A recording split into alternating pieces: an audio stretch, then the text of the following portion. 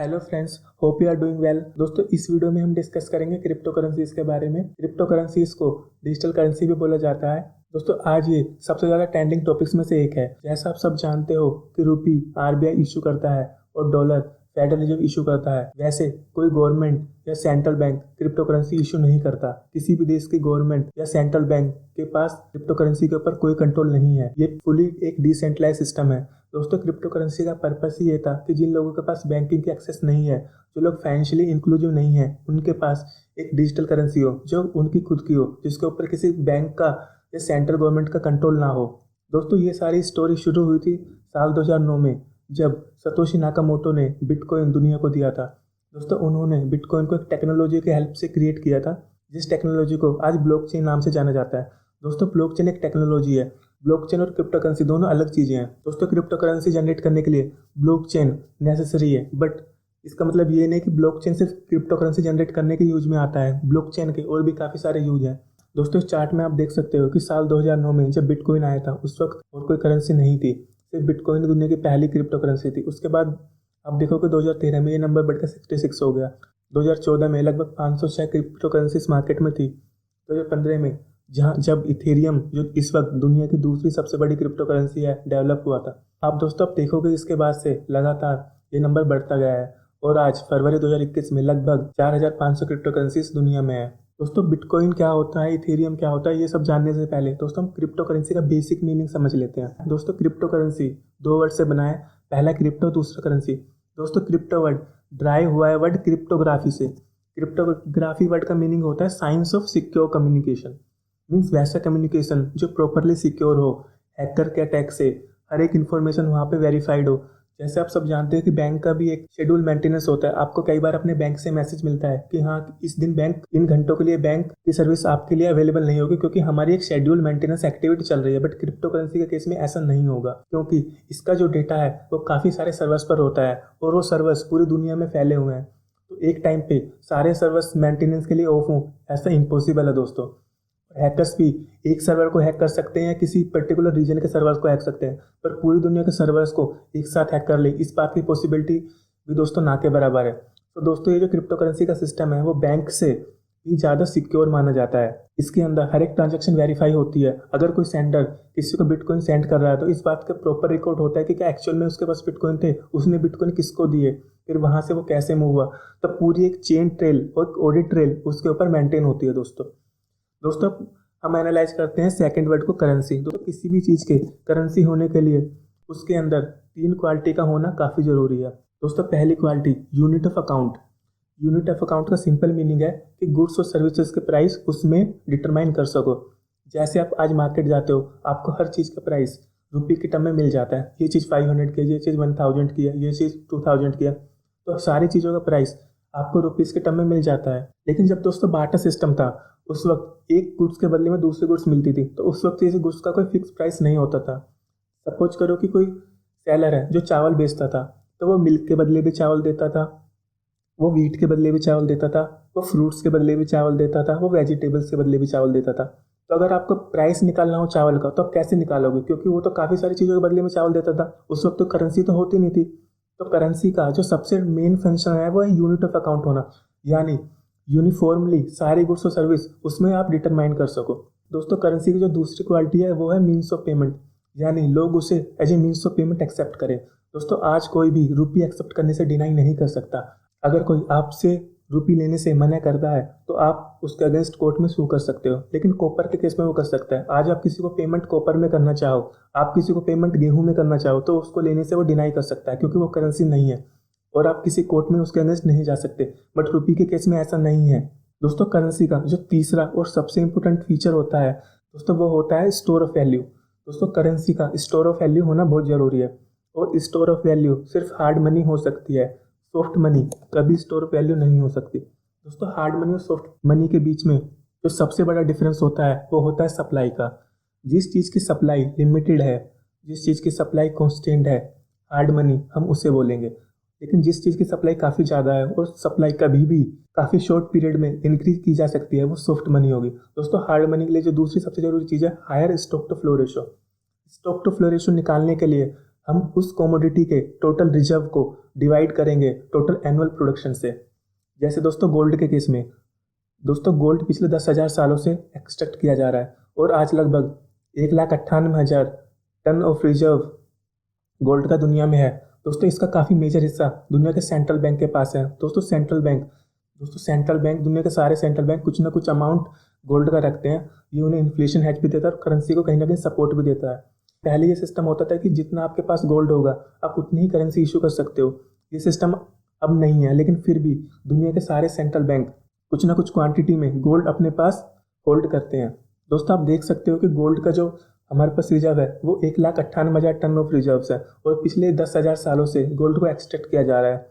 आप इसको डिवाइड करोगे 2500 टन से, जो गोल्ड की एक एनुअल प्रोडक्शन है। दोस्तों रिसेंटली ये प्रोडक्शन काफ़ी बढ़ी है बिकॉज ऑफ एडवांस टेक्नोलॉजी। तो जब आप डिवाइड करोगे 1,98,000 को 2500 से, तो आपको स्टॉक टू फ्लो रेशियो मिलेगा 80 का। दोस्तों दुनिया की किसी भी कमोडिटी का स्टॉक टू फ्लो रेशियो 80 नहीं है, ये काफ़ी हाई रेशियो है। इसलिए आप देखते होंगे गोल्ड की जो एक्सेप्टेंस है वो काफ़ी ज़्यादा है। गोल्ड एक प्रीशियस मेटल है, उसके प्राइसेस काफ़ी अच्छे आपको रिटर्न देते हैं। दोस्तों हार्ड मनी के लिए जो तीसरी सबसे ज़रूरी कंडीशन है वो है स्टेबल प्राइस का होना। आप देखोगे कि गोल्ड के जो प्राइसेस हैं वो जनरली स्टेबल होते हैं, मीन्स उनके अंदर ऐसा वेरिएशन नहीं होता कि एक दिन में 20% तक अप हो जाए या 10% डाउन हो जाए। तो उनमें वो कंसिस्टेंटली जनरली वो इंक्रीज करते हैं। आप लॉन्गर टर्म में देखोगे तो उनमें कंटिन्यूसली इंक्रीज होता है, उसके अंदर फ्लैक्चुएशन ऑलमोस्ट ना के बराबर है। लेकिन आप दूसरी तरफ बात करोगे क्रिप्टो करेंसीज की, तो एक एक दिन में वो 30% गिर जाती है। इलोन मस्क ने कोई ट्वीट किया तो वो 30% बढ़ गई, फिर किसी ने दूसरा ट्वीट किया वो 10% गिर गई, फिर बिल गेट्स ने कुछ बोला फिर वो 10% गिर गई। तो आप देखोगे कि क्रिप्टो करेंसीज में फ्लैक्चुएशन काफ़ी ज़्यादा है। तो crypto currencies except bitcoin, almost सबकी जो सप्लाई है वो अनलिमिटेड है। बिटकॉइन ही सिर्फ ऐसी करेंसी है जिसकी सप्लाई लिमिट की गई है 21 मिलियन। इसके बाद आप देखोगे higher stock to flow ratio, किसी भी क्रिप्टो करेंसी का इस वक्त जो स्टॉक टू फ्लो रेशो है वो 25 से ऊपर नहीं है और इनके प्राइस काफ़ी अनस्टेबल है। तो ये हार्ड मनी की कंडीशन पूरे नहीं करती। स्टे के अंदर सिर्फ गोल्ड ही ऐसा रहा जिसने इतने सालों तक हार्ड मनी की सारी कंडीशन पूरी की। इसी का रीजन है कि गोल्ड आज भी उतना ही वैल्यूएबल है जितना वो 10,000 साल पहले था। दोस्तों आप देख सकते हो गोल्ड का स्टॉक टू फ्लो रेशो लगभग 80। दोस्तों उसके बाद सिल्वर आता है। सिल्वर का जो stock to flow ratio around 42 के आसपास है। कॉपर आप देख सकते हो धरती के ऊपर काफ़ी सारा कॉपर है, तो इसका जो स्टॉक टू फ्लो रेशो है, इसकी एनुअल प्रोडक्शन काफ़ी ज़्यादा है और ये इंडस्ट्रियल प्रोडक्ट है, तो इसका स्टॉक टू फ्लो रेशो 10 से भी नीचे। और क्रूड ऑयल जो काफ़ी रेयर कमोडिटी है और फॉसिल फ्यूल है और आप सबको पता है कि एक दिन ये खत्म हो जाएगा दोस्तों, क्योंकि ये कंज्यूमेबल कमोडिटी है, इसका कोई रिजर्व नहीं होता, वो लगातार कंज्यूम होता रहता है। तो इसकी प्रोडक्शन तो काफ़ी ज़्यादा है, बट क्योंकि इसका रिजर्व मेंटेन नहीं होता तो इसलिए इसका स्टॉक टू फ्लो रेशो काफ़ी कम है। दोस्तों मैंने जस्ट इसको इस चार्ट में इसलिए लिया, जस्ट मैं शो करना चाहता था आपको जो दुनिया की वैल्यूएबल कमोडिटीज़ हैं उनके स्टॉक टू फ्लो रेशो क्या है। तो दोस्तों जैसा अभी आपने देखा कि क्रिप्टो करेंसी ना तो यूनिट ऑफ काउंट है, आज कोई भी दुनिया में गुड्स और सर्विस क्रिप्टो करेंसीज के टर्म्स में डिफाइन नहीं है, ना ये मीन्स ऑफ पेमेंट है, कोई भी एक्सेप्ट नहीं करता। इवन जो सेमिनार्स वगैरह होती हैं जिसमें क्रिप्टो करेंसीज के बारे में बताया जाता है वो भी क्रिप्टो करेंसीज को एज ए पेमेंट एक्सेप्ट नहीं करती। सिर्फ एक्सेप्शनल केसेस में इक्का दुक्का जो ट्रांजेक्शन होती हैं उनमें ये एक्सेप्ट हो जाती है, बट उसका परसेंटेज दोस्तों 0.0001% भी नहीं है। तो ऑलमोस्ट आप डिनाई कर सकते हो ये कहीं भी एक्सेप्ट नहीं होती, यूनिट ऑफ अकाउंट नहीं है, ये हार्ड मनी नहीं है, क्योंकि ना तो इनकी सप्लाई लिमिटेड है और ना इनके प्राइस स्टेबल है। तो आप इनमें अपनी वेल्थ को स्टोर नहीं कर सकते, क्योंकि आपको नहीं पता कि फ्यूचर में इनका प्राइस क्या होगा। तो काफ़ी ज़्यादा अनसर्टेनिटी इनके अंदर है। दोस्तों अब हम कुछ एग्जांपल शेयर करेंगे जिससे हम ये प्रूव करेंगे कि सिर्फ hard money he store of value हो सकती है, सिर्फ हार्ड मनी ही करेंसी बन सकती है। दोस्तों पहला एग्जांपल यैप आइलैंड का है जो आज के फेडरेटेड स्टेट ऑफ माइक्रोनेशिया में स्थित है। दोस्तों एक सेपरेट कंट्री है। यहाँ पे क्या हुआ था, यहाँ पे राई स्टोन को एज ए करेंसी एक्सेप्ट किया जाता था। ये राई स्टोन्स वहाँ पे नहीं मिलते थे, ये बेसिकली लाइम स्टोन होते थे और उस जमाने में उन लोगों के पास कोई ऐसी मशीनरी नहीं होती थी, कोई ऐसी शिप उनके पास नहीं होती थी, कोई ऐसे मॉडर्न टूल्स नहीं होते थे जिनकी हेल्प से इनको आसानी से काटा जा सके और उस आइलैंड पे ट्रांसपोर्ट करके लाया जा सके। तो उन लोगों के लिए ये काफ़ी प्रीशियस, दोस्तों उन लोगों के लिए इसको पाना काफ़ी ज़्यादा मुश्किल था, इसकी सप्लाई काफ़ी लिमिटेड थी और इसीलिए इनकी वैल्यू काफ़ी ज़्यादा थी वहाँ पे। एक दिन क्या होता है 1871 के अंदर एक शिप कैप्टन जो आयरलैंड से बिलोंग करता है वो उस आइलैंड पे पहुँचता है। वो वहाँ पे काफ़ी बड़ी एक प्रॉफिट अपॉर्चुनिटी देखता है। वो देखता है कि इस आइलैंड के ऊपर कोकोनट ट्रीज काफ़ी बड़ी संख्या में है, तो वो अपॉर्चुनिटी देखता है कि यहाँ क्यों ना मैं यहाँ से कोकोनट को बाई करूँ और उन कंपनियों को सप्लाई करो जो कोकोनट ऑयल प्रोड्यूस करती हैं, क्योंकि इस कैप्टन के पास मॉडर्न मशीनरी की एक्सेस होती है, इसके पास अपनी शिप होती है, इसके पास सारे टूल्स होते हैं, तो उसके लिए इन स्टोन्स की कोई वैल्यू नहीं होती। वो सिंपली दूसरे आइलैंड पर जाता है, वहाँ से इन स्टोन्स को काटता है with the help of modern technology और अपनी शिप में भर के उस आइलैंड पर ले आता है और इसके बदले में उन लोगों से कोकोनट खरीदता है और उनको ये स्टोन्स दे देता है। दोस्तों ऐसा काफ़ी टाइम तक चलता रहता है। दोस्तों कुछ लोग इसके अगेंस्ट थे कि हमें ऐसा नहीं करना चाहिए, बट आप सब जानते हो कि अल्टीमेटली जब ये करेंसी थे तो लोगों को काफ़ी लोग पीपल ग्रीडी होते हैं और उन्होंने इसे एक्सेप्ट करना शुरू कर दिया और धीरे धीरे क्या हुआ कि वहाँ का पूरा सिस्टम इन राय स्टोन से कोलैप्स हो गया। सप्लाई वहाँ पे काफ़ी ज़्यादा हो गई। जैसे ही सप्लाई इसकी ज़्यादा हुई, इसकी वैल्यू डाउन होना शुरू हो गई। दोस्तों जैसे ही इसकी वैल्यू डाउन हुई, लोगों के लिए ये लेस वैल्यूएबल हो गए। अब लोग इनको as a store of value नहीं देखते थे। तो दोस्तों ये पहला एग्जांपल है जहां मैंने बताया कि अगर किसी चीज़ की सप्लाई लिमिटेड है, इसका मतलब वो करेंसी वो चीज़ ही हार्ड मनी हो सकती है। अगर उसकी सप्लाई अनलिमिटेड है तो हमेशा सॉफ्ट मनी होगी और ज़्यादा दिन तक सर्वाइव नहीं करेगी और अल्टीमेटली दूसरी चीज़ें जो उससे बेटर हैं इन टर्म्स ऑफ क्वालिटी जो करेंसी में होनी चाहिए वो उसे रिप्लेस कर देंगी। हिस्टोरिकली लोगों ने काफ़ी सारी चीज़ों को करेंसी अपनाया। लोगों ने सी सेल्स को करेंसी बनाया, लोगों ने कैटल्स को करेंसी बनाया, लोगों ने सोल्ट को करेंसी बनाया, बट अल्टीमेटली सब फेल हुए। दोस्तों एक और एग्जांपल मैं शेयर करता हूँ। दोस्तों वेस्टर्न अफ्रीकन कंट्रीज़ के अंदर दोस्तों एग्री बीड्स जो एक मोती टाइप होता था उसको ज्वेलरी में वो यूज करते थे, वो उसके गार्लैंड्स वगैरह बनाते थे। दोस्तों ये एग्री बीड्स ग्लास से बनते थे और अफ्रीकन कंट्रीज़ के अंदर जो ग्लास बनाने की टेक्नोलॉजी थी वो काफ़ी एक्सपेंसिव थी, वहाँ पे फैक्ट्रियाँ थी नहीं। लेकिन आप सब जानते हैं कि यूरोप के अंदर इंडस्ट्रियल रिवोल्यूशन सबसे पहले आया, वहाँ पे ग्लास मेकिंग फैक्ट्रीज़ की कोई कमी नहीं थी और वहाँ पे ये टेक्नोलॉजी काफ़ी सस्ती थी।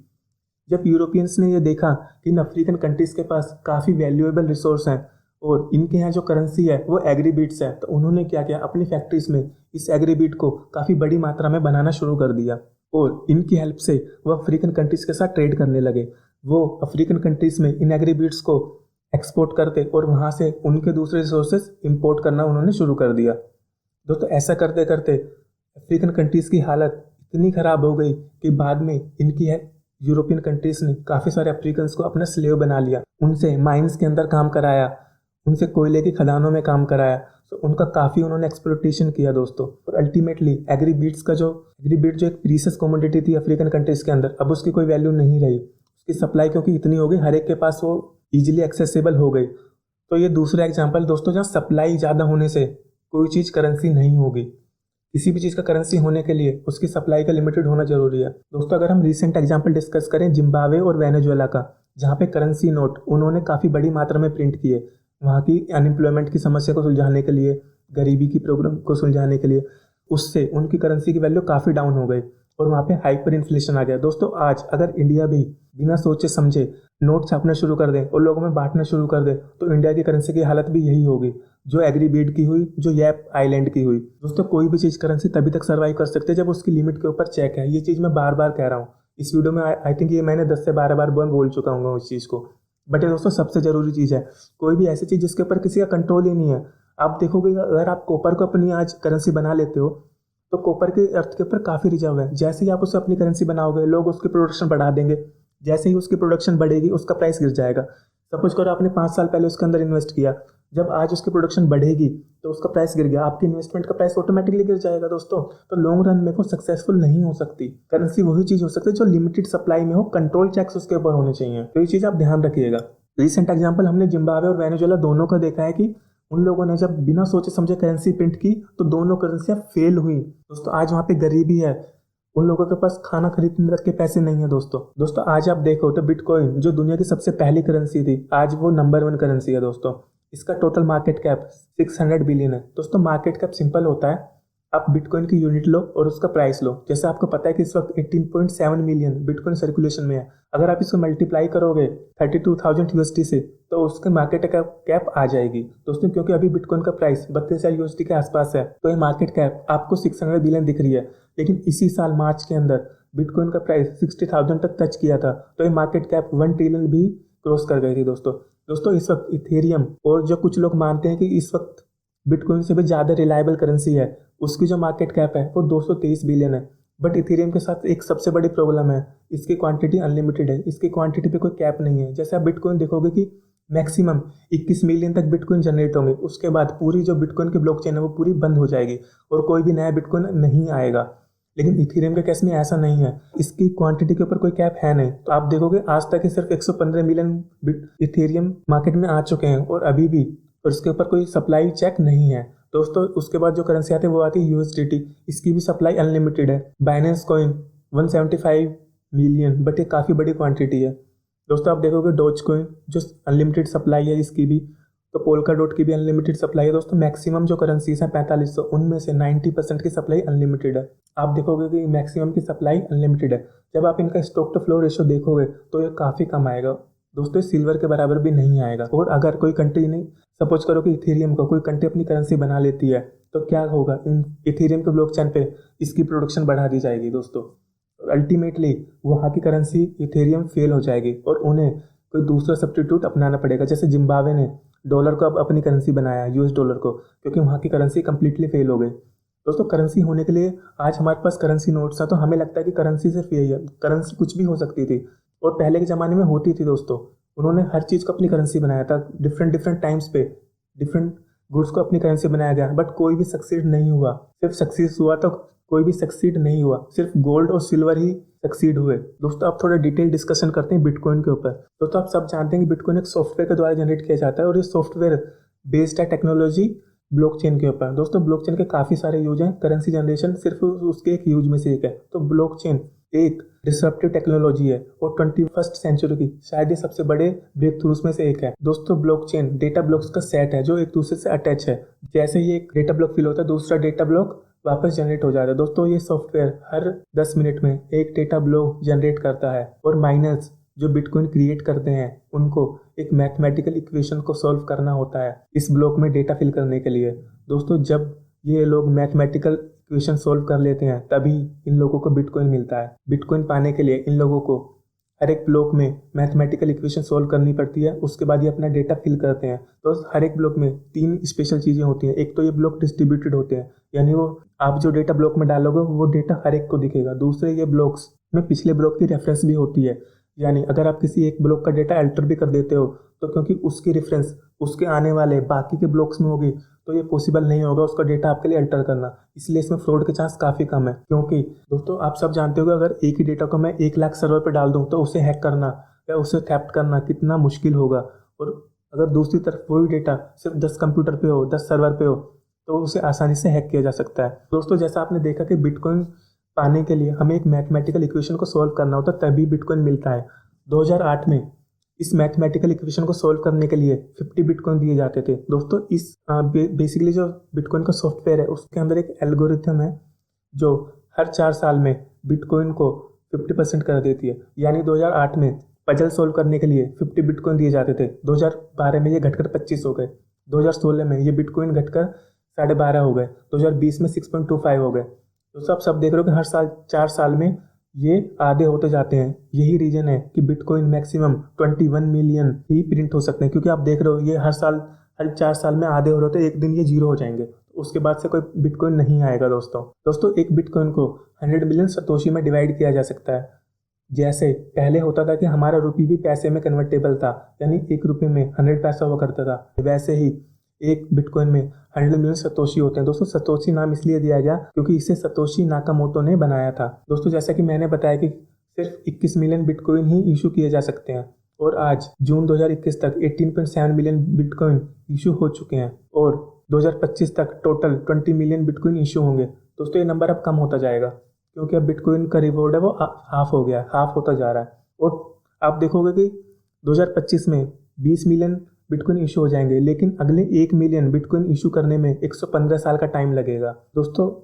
आखिरी 1 मिलियन बिटकॉइन होंगे वो 2140 में इशू होंगे। तो आपने इस चार्ट में देखा कि बिटकॉइन की क्वांटिटी लिमिटेड है और 2140 के बाद कोई बिटकॉइन इशू नहीं होगा दोस्तों। जैसे जैसे बिटकॉइन इशू होते जाएंगे इसका जो मैथमेटिकल इक्वेशन है वो भी हार्ड होता जाएगा और माइनस के लिए उस इक्वेशन को सोल्व करना और मुश्किल होता जाएगा और धीरे धीरे उनको अपनी कैपेसिटी इंक्रीज करनी पड़ेगी दोस्तों। माइक्रोसॉफ्ट जो दुनिया की सबसे बड़ी टेक कंपनीज में से एक है, उसे 1 ट्रिलियन की मार्केट कैप तक पहुंचने के लिए 44 साल का टाइम लगा दोस्तों। एप्पल को 42 साल लग गए वहां तक पहुंचने में। अमेजन को 24 साल का टाइम लगा और गूगल को 21 साल का टाइम लगा 1 ट्रिलियन मार्केट कैप तक पहुंचने में, बट बिटकॉइन सिर्फ 12 साल में ही उस 1 ट्रिलियन मार्क पे पहुंच गया। दोस्तों मार्च में जब बिटकॉइन का प्राइस $60,000 के आसपास था तब इसकी मार्केट कैप 1 ट्रिलियन थी, क्योंकि अब प्राइस 60,000 से घटकर 32,000 हो गया है, इसलिए इसका मार्केट कैप भी 600 बिलियन पे हो गया है।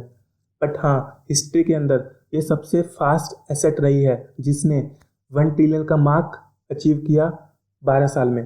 दोस्तों अब नज़र डालते हैं बिटकॉइन के प्राइसेस के ऊपर। दोस्तों इस चार्ट में हम एनालाइज करेंगे बिटकॉइन का प्राइस स्टार्टिंग से।